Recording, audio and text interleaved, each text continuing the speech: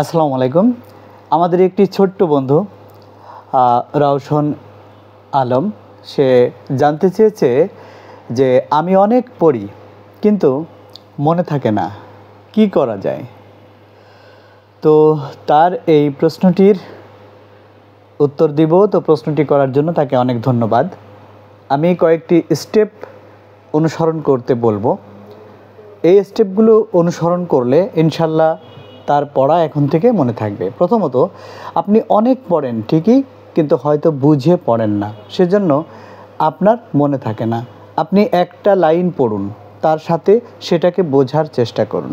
সেক্ষেত্রে আপনি কারো সাহায্য নিতে পারেন, দেখবেন পড়া দীর্ঘ সময় মনে থাকবে। আমি 2 নম্বর স্টেপ যেটা বলবো, আরেকটা ট্রিক মনে রাখতে পারেন। যা পড়বেন তা আন্ডারলাইন করুন।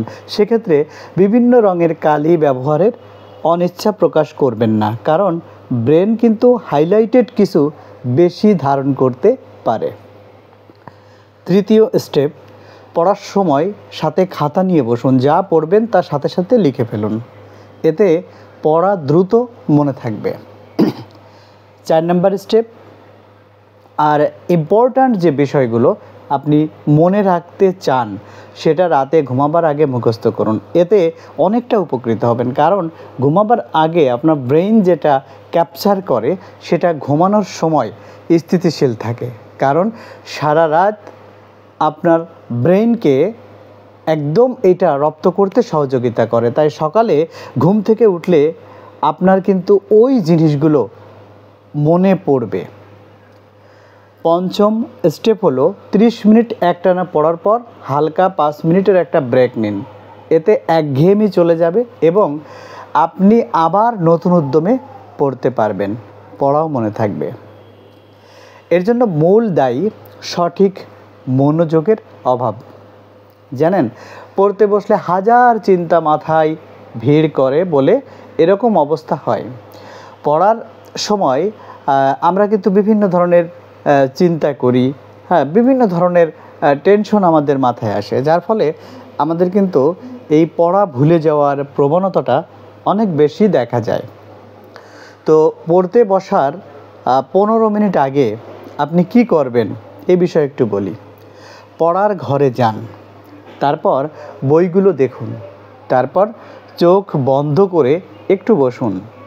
ভাবুন আমাকে পড়তে হবে কিছু জানার জন্য, আজ নতুন একটি বিষয় শিখব। তারপর ভাবুন কী বিষয় পড়বেন, তারপর সেই বিষয় সম্পর্কে মনে মনে মজার কিছু একটা ভাবুন। ধরুন ইতিহাসের কোনো যুদ্ধের অধ্যায় পড়বেন, আপনি ভাববেন আজ যুদ্ধ নিয়ে পড়ব, খুব মজা হবে।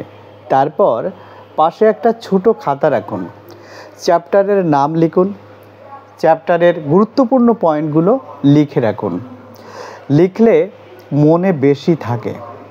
তারপর কিছুদিন পর পর ওই খাতার নোটগুলো একবার করে দেখে নেবেন।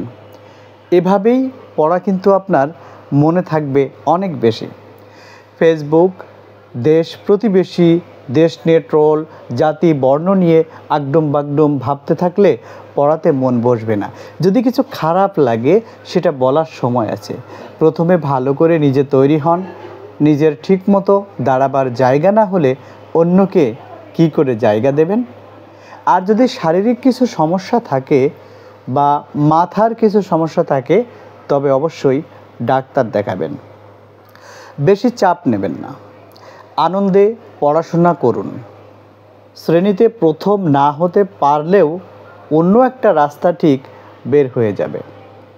তারপর পড়া হলে নিজের পছন্দের বিষয় নিয়ে সময় কাটাতে পারেন। তো ছোট্ট বন্ধুরা, ধন্যবাদ এই আমাদের রওশন আলম ভাইয়ের প্রশ্নের উত্তর জেনে গেলেন। আর পাশাপাশি আপনারা হয়তো আরও অনেকেরই এই ধরনের সমস্যা থাকে যে আমরা যখন কোনো কিছু পড়ি ভুলে যাই বা দ্রুত পড়া মুখস্থ হয় না অথবা আমাদের মনে থাকে না।